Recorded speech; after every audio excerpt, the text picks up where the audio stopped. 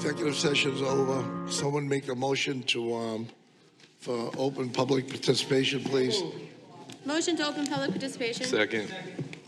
Motion made to open public participation. All in favor? Aye. I oppose. Clerk, open public participation. Okay. We have multiple speakers, and we have two lists. So we're going to go through that first list, see how that goes. And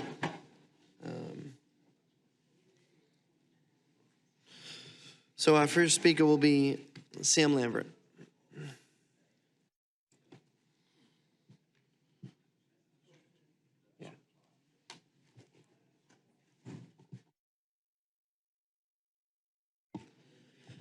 Good evening, Council President and Council. My name is Sam Lambert, 20 Pierce Ave, Everett, Mass. I am speaking in support of item number 17 and allocating the $1 million of ARPA funding to the Everett Youth Initiative Council for the purposes of participatory budgeting. We've asked a lot from the young people in our community, across the state and across the country, the same thing. But these young people not only went to school during a pandemic, they were taking care of siblings, they were negotiating and budgeting time, they were advocating for themselves. They really stepped up and stepped beyond any expectation I've seen of freshmen, sophomore, juniors in high school. And when they presented this idea, I fully supported it and knew that they were more than capable. They've not only gone ahead with their plans, but they've modeled what authentic community engagement looks like by reaching out to their peers, hosting community forums, engaging other young folks in activism and getting involved in their government, which is what we want. So allowing this is the best learning opportunity you can give those young folks, is allow them the opportunity to democratically choose the projects that will benefit them, and not just them, but it surprises no one, I'm sure, that a lot of the projects benefit us all. And that's who our young people are. They think globally, they look out for the community, and they've engaged the community. They don't have the benefit of the vote this November, but give them the benefit of the doubt that they've earned this responsibility. Thank you. Our next speaker is Kip Bridge.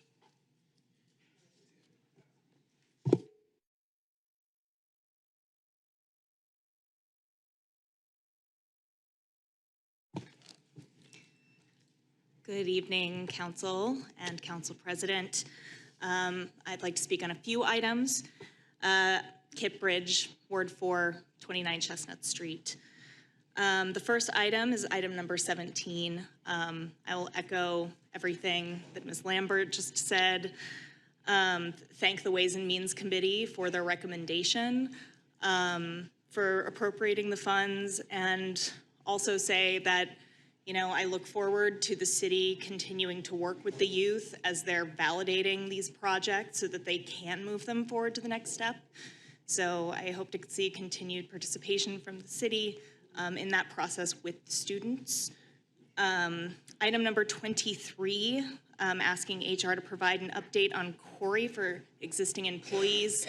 I am in favor of asking for that update so that the public can understand what the current policies are, if there are other policies in the works, to sort of understand what they can expect, what we can expect. I'm also speaking in favor of item number 24, requesting that all public meetings be broadcast live and recorded on ECTV for posterity. Not all meetings are convenient for everyone. There are also folks with disabilities who cannot leave their homes to come and be present, so having that availability is really important. I would also like to speak in favor of item number 25, which is to enable remote participation via Zoom, not only for city councilors for these meetings, but also for the public. So again, folks who are at home due to disability, illness, are able to participate in public hearings. I think it's important to give everyone a voice and to make sure that, you know, our city councilors in the year of our Lord 2023 can participate using the internet like most other people in most other careers can. Our next speaker is John Popolo. All right. John Popolo, Ward 5. It's my opinion the city solicitor has publicly led the city to believe that the DOJ inquiry is going well as it approaches the $1 million plus of taxpayers' funds. Just a few procedures to fix. I'm not sure the 1 million plus is indicative that it is going well. Then asking for additional 500,000 more may be signaling a more drawn out undertaking. So do you know if it's really going well? In my opinion, I don't understand how the Assistant City Solicitor, Attorney Slattery, is still on the payroll. I feel that his participation in the inaction to stop the racist banter was inappropriate. As a city attorney representing and paid by the majority of minority residents, we should expect more professionalism. By the time all these self-inflicted lawsuits for school committee actions and Department of Justice are done, this city will be paying millions of hard-earned taxes and legal fees, settlements, and penalties, with an increased cost for insurance. The costly bad behavior by the administration is far from fair to the taxpayers. The disruption, divisiveness, and financial waste to defend against bad behavior of the mayor and his disgraced cousin, Anthony DePerio, is self-inflicted by their unprofessional acts. They should pay their own legal fees. In closing, I was surprised to see some of you supporting the disgraced Councilman DePerio and the $1 million in legal fees that he's cost us. What that says to me is that you don't care about the divisiveness in our city, you don't care about the taxpayers' money being wasted for bad behavior, and you don't care how the minority community is treated, and you don't care about their votes. To all the blacks and browns listening at home, in this community, I urge you to vote in this election. It is more important now than ever to help your future. Thank you.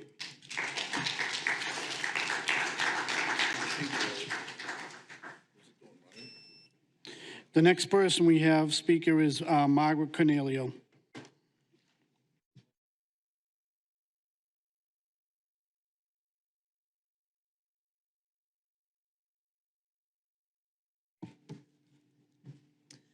Good evening, councilors. My name is Margaret Cornelio. I reside at 43 Luke Road. I just want to reiterate what the other campaign people that are campaigning said. I am in favor of the ARPA funds. I think it's been 2 years, and I think the students have lost a lot during COVID, and I think they deserve a chance. They are our future. Let's give them the chance. Of course, they will work with the city. It's not like you're going to give them $1 million and say, here, have fun. They're going to be, working together. So I think they should deserve that chance. Let's see what they can do. I think they're the best ones who would know exactly where the funds are needed most, because they were impacted mostly. So they have families that were impacted. They really need that money. So I am in favor of it, and I hope you will consider voting for that. Thank you. The next speaker we have is Sandy Giuliano. Sandy?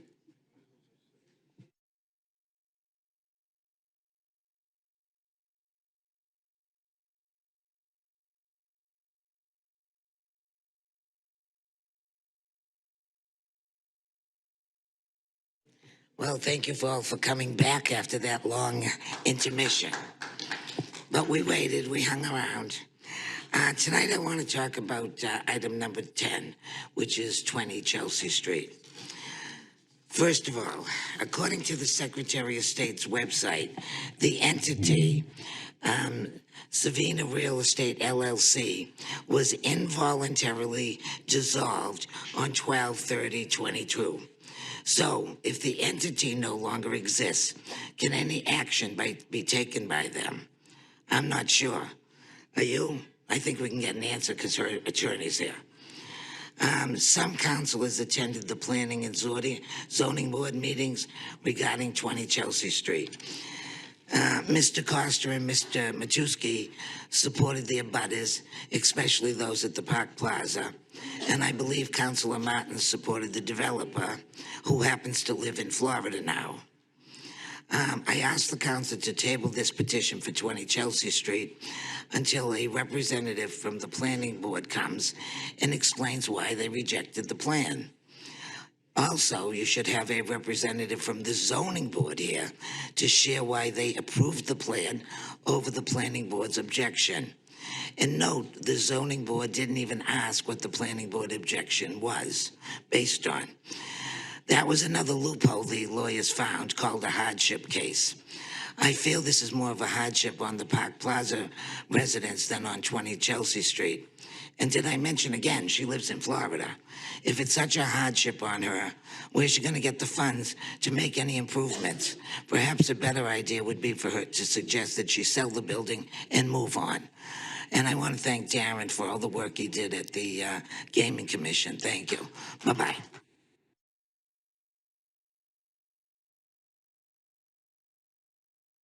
Our next speaker is Steve Iannacco.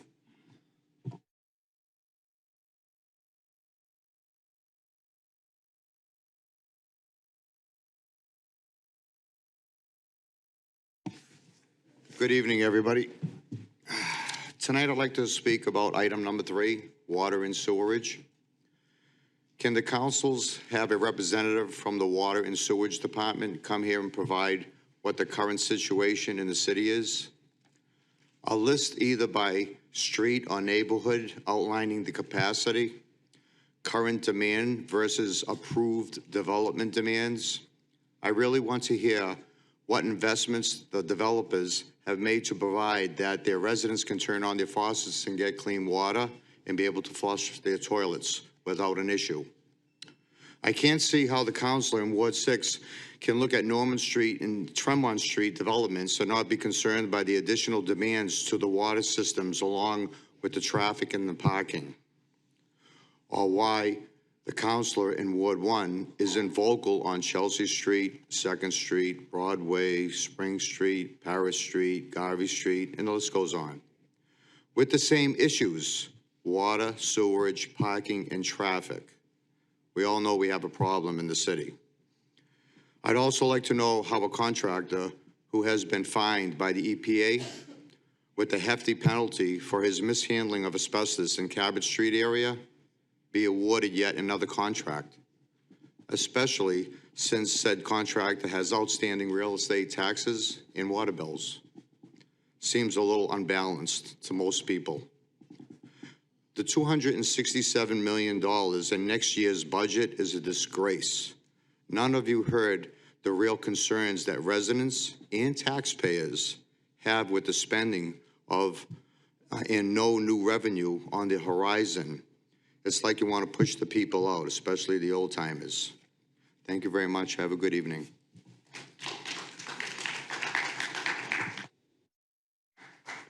Our next speaker is going to be a group, Kian, Shreya, and Simon.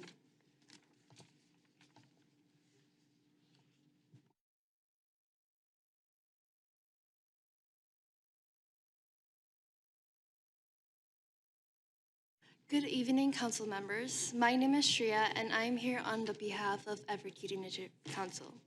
I'm here to express my support for appropriating the $1 million to youth projects with a one-time vote. These 15 proposals that you have been provided have been chosen by the youth. We did this by outreaching to students in the Caverian, going to different community events, and creating our own international night. We collected 500 plus ideas from them. We then modeled our group after similar ideas in Boston and created Students Engaged in Action, which includes ideas from high school and middle school youth, who filtered and developed the ideas into actual proposals. All these ideas have been researched properly through C-sessions to make sure they can be feasible. We have worked with HRA, which is an expert organization with ARPA funds, in order to make sure these proposals fit the criteria and that the proposals will be only one-time used funds. We have reached out to city officials to make sure these ideas are feasible and speak to school administration today for some sections of the proposals. Finally, for the last part of for the process, we will hold a ballot in schools for students from grade 5 to 12. When these students vote, they have faith that the winning ideas will be funded. We need your vote to move forward in the process because we don't want you to vote without having the proposals confirmed. We are building trust within the youth when the ideas chosen are actually funded. And in return, we ask your trust in our community by making it a one-time vote. We make it a one-time vote because we trust the youth who created these ideas and proposals, the youth who are the future of Everett. We make it a one-time vote because the whole concept of the process we are following is involve the community, not the government. We cannot come back in September because we cannot oppress the youth who will have already voted. It simply isn't fair. Thank you.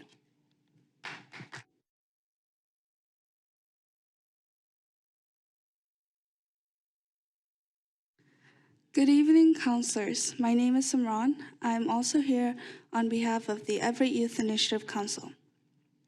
I want to restate that the Everett Youth Initiative Council has done all of the work that we can possibly do. We've brought together a group of youth who were very involved in this process and helped create 15 proposals that are here in front of you. We've spent so much time researching each of these proposals to make sure that they're feasible and beneficial to Everett. We've reached out to city departments and city officials about the feasibility of these proposals, as well as answered any questions brought up to us. Compared to governments like Cambridge and Boston, who support and assist their process by hiring people to reach out to city departments and residents to run this process, right at this moment, just the eight of us, the council members, our students and community members who have put in the work and countless hours to make this process come to life by allowing young people in our community to voice our ideas on how to meet some of our needs with just 2.1% of the $47 million. By approving this funding, Everett is able to create an exemplary moment and strive towards a better Everett. Now, all we ask is that the City Council assist us in achieving this historical process by approving the $1 million in a one-time vote to not delay any longer so that we can move forward and to trust our community for all of us. Thank you.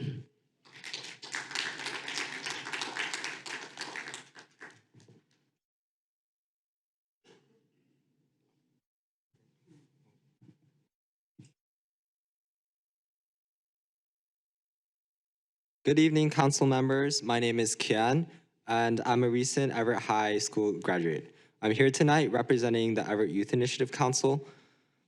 This has been a long and drawn-out process. Beginning the first 2 months of meeting each other this year, we began discussing what we wanted to do. This $1 million was our way to make the change that we wanted to make for our community. Monday after Monday, we showed up to city council meeting after meeting, and we've made an effort to show up and create the best Everett that we can. We created a group called Students Engaged in Action, a team of youth council and many other youth residents, collecting ideas and developing them to make Everett a better place. Despite many obstacles and discouragement, we kept going. We got people, we went to schools, we collected ideas, we involved many young people in Everett, collaborated with the city to make this come to life. But despite all of this, the long process has been rewarding. However, there's one final obstacle before crossing the finish line. We are asking for your support in committing $1 million of ARPA funds to this process so that the projects that get selected by the community will receive funding without having to come back to the city council for a second vote. We want this process to be a one-time vote so that our community has the final vote on funding. The whole point of this process is to make our community a better place by listening to the people who are living in it. And hence, these people are the ones who know the community best. Going back to City Council for a final vote after projects are selected by our community diminishes whatever residents want. And if this happens, we are basically diminishing the purpose and experience of participatory budgeting, because then it is not participatory. We ask for your trust in our community to give our community the final vote.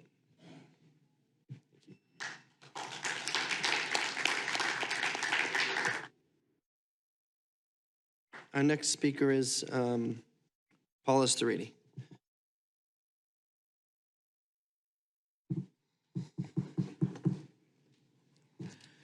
Good evening. I hope the City Council approves the $1 million in ARPA funds to the Everett Youth Council. I wish the City Council scrutinized all the ARPA spending as much as you have done on this $1 million. It's been over 2 years since we received the ARPA money, and what have we gotten from it? If you pass this budget, I do hope the City Council goes back and works on cutting more from the next year's budget of $267 million. If you pass this budget, you may have held a public hearing, but you obviously didn't hear the real concerns people have about the out-of-control spending and the lack of accountability. The budget and appropriations are the biggest tools that council has to get the mayor to work with you. As you approved $267 million in the budget, did you get any concessions from the mayor? Did you get the mayor to give you Pope John for the school department to alleviate overcrowding? Did you get the $20 million in ARPA funds to renovate Pope John? Or a copy or the unredacted invoice from the Department of Justice inquiry? Should we know who the $1 million is protecting? It's our money. Did you get a copy of the school study done by the Mount Vernon Group? The school department paid $8,000 in 2020.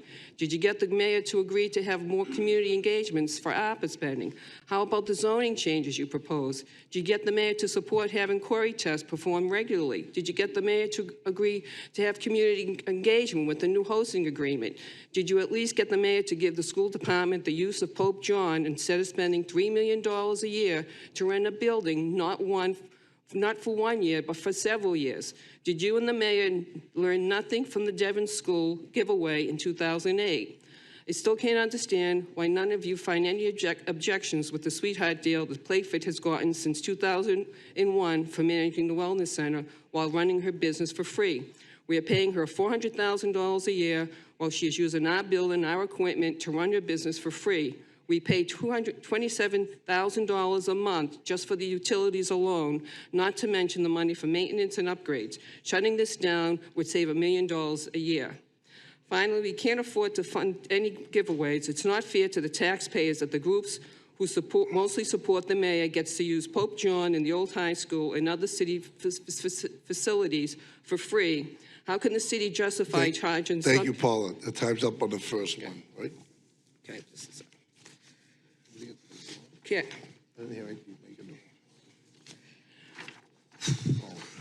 I'm sure that most of you either have watched the last school committee meeting or heard about it. To put it simply, it was embarrassing, not just for the committee members, but for the entire city as they represent us.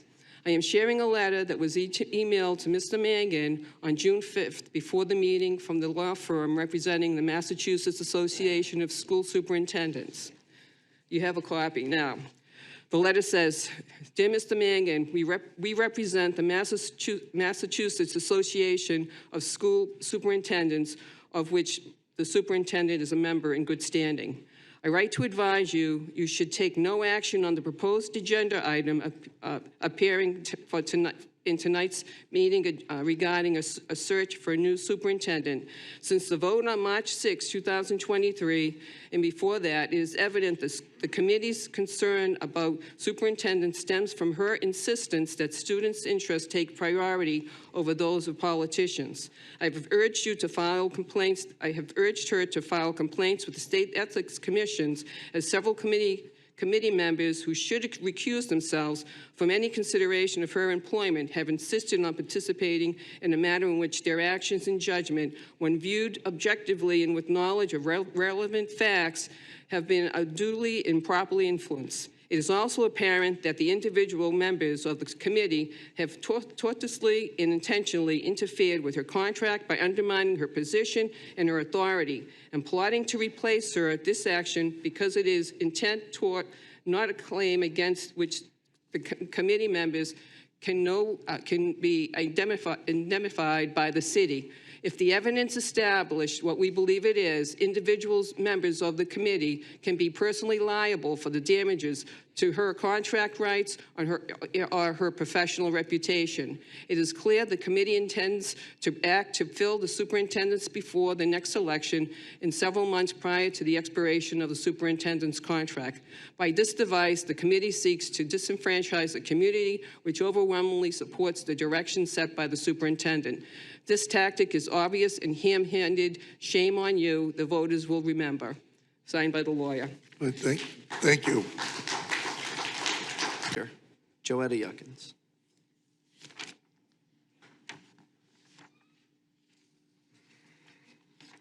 Okay, these ones.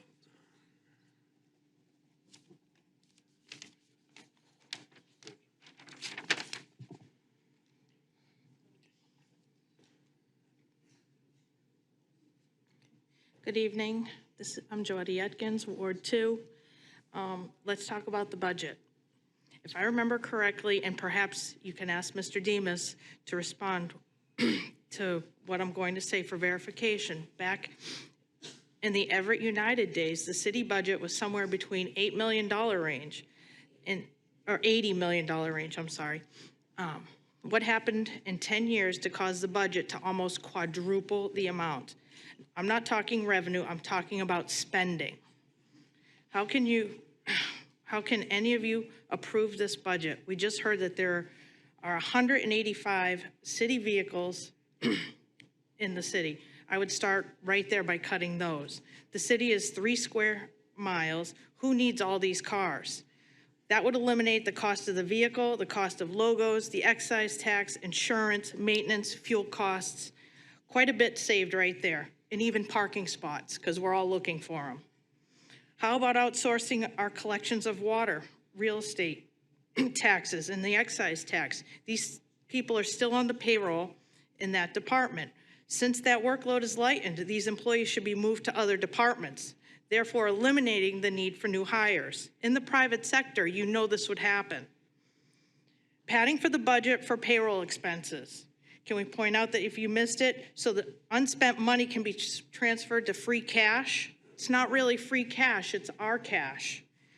Really, are you going to approve it? Using this money to pay for unnecessary legal fees, and speaking of which, a frivolous subpoena that was given out to someone who speaks here frequently. Can you ask either Mr. Demas, Ms. Mejia, Mr. Slattery, if their lawsuit is being paid for by city funds? That shouldn't be. You are supposed to be the watchdogs for the residents, and yet our tax dollars have increased and will almost likely continue to increase. Go back to the table with your red pens and slash the budget for far more reasonable. And while you're at it, about negotiating the budget passed. Jennifer, finish up, please. Last sentence. Thank you, Mike.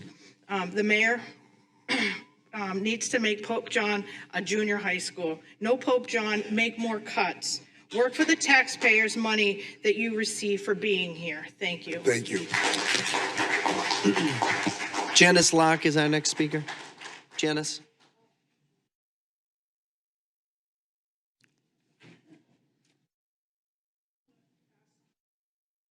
Vote to give the Everett Initiative Youth Council the $1 million. Thank you. Thank you. Our next speaker is Gurleen Alsey. This will be the last few speakers there on the non-agenda item list. Just so everyone knows, these will not be attributed to agenda items. Good evening. My name is Gurleen Alsey, Ward 4. I'm here to ask the administration if they have any plans on helping the residents that live at 381 Ferry Street. Last year, they have a real heat issue where people were getting sick, going to the hospital. I know it's budget time, We do have the money. I do know that the city can afford it. And, you know, when it's election time, we use these people all the time. We knock on their doors. We want to take pictures for them, with them. It's time that we really take care of our elderly people. And a lot of them can't afford to buy an AC. And when you do go visit them, they have like 3 or 4 fans inside their house that don't really help them. We do have that HARPA money that we can use to help them out. They're really hurting, and we really, really need to look out for them. They're elderly and should not have to suffer when it's hot outside. We can't stay inside our own home without AC or fans, so we really need to help them. And I'm hoping that the city can put all differences aside and just really help them and advocate for them. I know sometimes we say that, you know, housing is state. Yes, housing is state, but there are people that live in the city. They're Everett residents. The city hires people that works in housing. The state doesn't. So we really need to help those people. They really need our help. Thank you.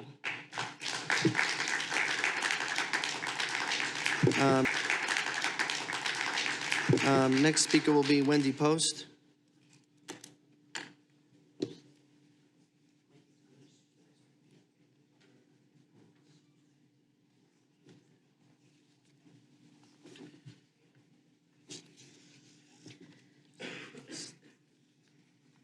You can start it.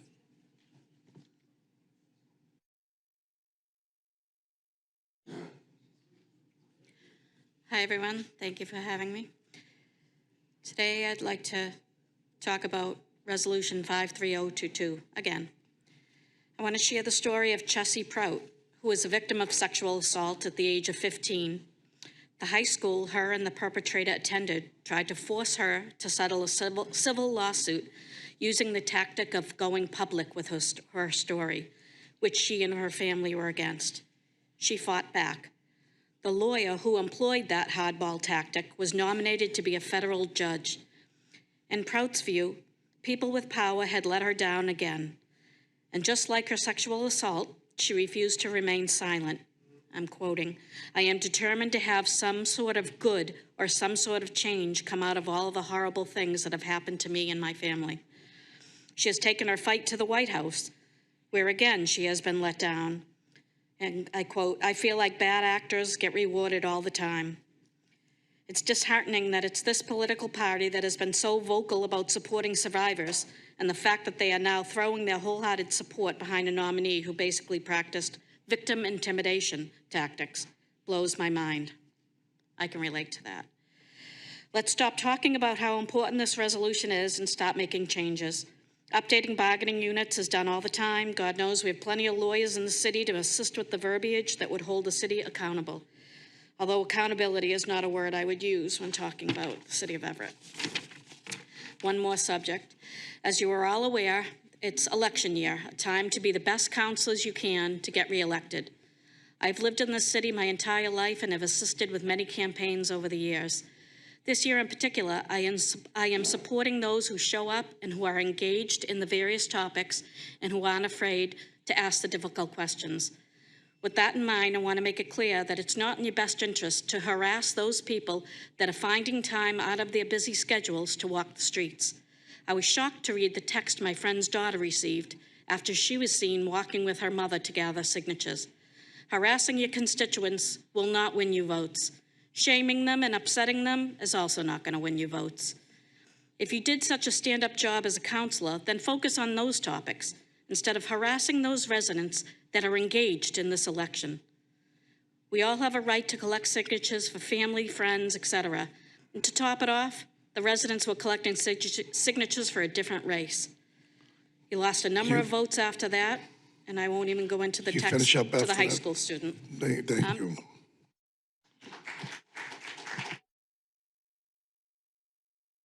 We have the next speaker, Mr. Chairman, for non-agenda items is John Popolo.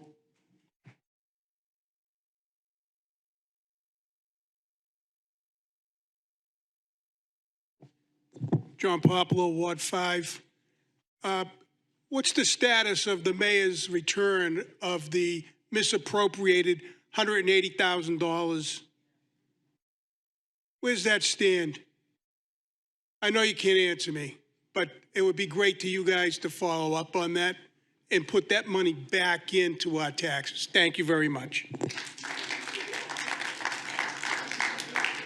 Joe Perotti would be our next speaker. Good evening, councilors. I'd like to talk about the taxes that we're incurring in the city. What happened? We were told once Encore Casino was brought on board that it would be reducing our taxes. What happened? We are a blue-collar city. When is the tax release from Encore gonna happen? Here's what happened. Poor business decisions and misuse of funds. That was the result of the increase on our tax bill in our mailbox this year. How do you feel? This is because you don't know how to trim the fat and say, no, reduce, reduce, reduce. Spending costs can be eliminated. Let me give you some examples. Let's think about how many building inspectors we have currently. I remember when there was one and it was a part-time assistant. What number are we at now? How many city engineers do we need? I remember when there was one or maybe two. How many ISD inspectors do we need? I remember when my father was an ISD inspector, and he was one of three during the Hanlon administration. And he, as well as his staff, did not take home a car. Why are we contracting street sweeping when we have the equipment? Why are we contracting landscape services when we have a well-overstaffed group that could handle this? This and many other ways we can eliminate the budget and cut the fat from the budget. I'd like to talk about parking stickers. Sorry, I'd like to talk about street sweeping. So here we are in 2023. The administration decided to tag and tow after 2 years. Do we really need to do this when the economy is at its worst? I'd say no. It was good then, and it should be good now. Thank you. Thank you. And our last speaker is Margaret Cornelio.